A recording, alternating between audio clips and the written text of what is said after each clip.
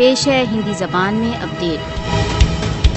भारत कश्मीरियों के स्वयं निर्णय के अधिकारों के लिए किए जा रहे संघर्ष को हानि पहुंचाने के लिए उनकी पहचान छीनना चाहता है।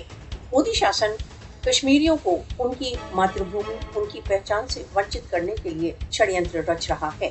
बीजेपी के नेतृत्व का भारतीय शासन जम्मू कश्मीर की मुस्लिम बहुसंख्यक स्थिति को अल्पसंख्यक में परिवर्तित करने के लिए तुला हुआ है।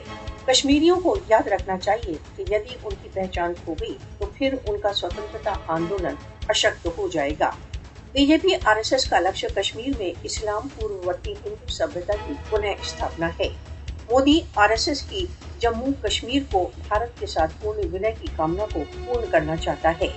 भारत बहुत व्यवस्थित रूप से भारत द्वारा अवैध रूप से अधिकृत जम्मू कश्मीर में सेटलर कॉलोनीवाद का मार्ग प्रशस्त कर रहा है।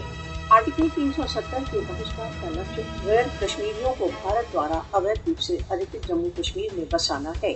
कश्मीरियों को परस्पर एकता उत्पन्न करना चाहिए तथा किसी भी मूल्य पर मोदी के मैशिनेशंस को सफल नहीं होने देना चाहिए।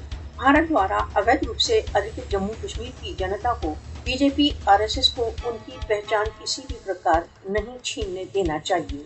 अपनी विशिष्ट पहचान का संरक्षण कश्मीरियों के लिए जीवन मरण का मुद्दा है।